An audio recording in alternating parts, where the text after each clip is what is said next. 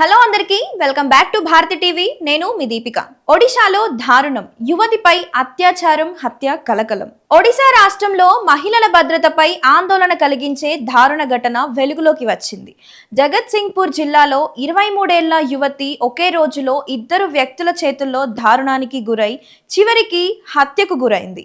నిందితుల్లో ఒకరు ఆమె ప్రియుడు కాగా మరొకరు సహాయం చేస్తానని నమ్మించిన అపరిచితుడు.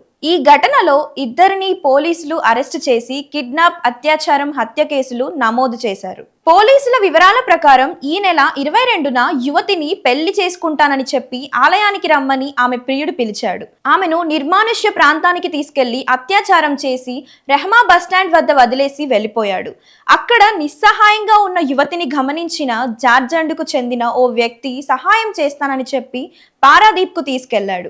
అయితే అతడు ఆమెను తన అద్దె ఇంటి 4వ అంతస్తు పైకి తీసుకెళ్లి మరోసారి అత్యాచారానికి పాల్పడి అనంతరం భవనం పైనుంచి తోసేయడంతో యువతి అక్కడికక్కడే ప్రాణాలు కోల్పోయింది.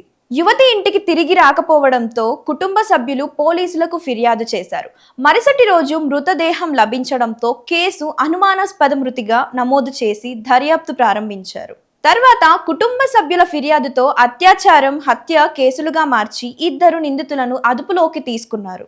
ఈ ఘటనపై మాజీ ముఖ్యమంత్రి, ప్రతిపక్ష నేత నవీన్ పట్నాయక్ తీవ్ర ఆందోళన వ్యక్తం చేశారు. రాష్ట్రంలో మహిళల భద్రతపై ప్రశ్నలు తలెత్తుతున్నాయని, ఇటువంటి ఘటనలు పునరావృతం కాకుండా ప్రభుత్వం కఠిన చర్యలు తీసుకోవాలని ఆయన డిమాండ్ చేశారు.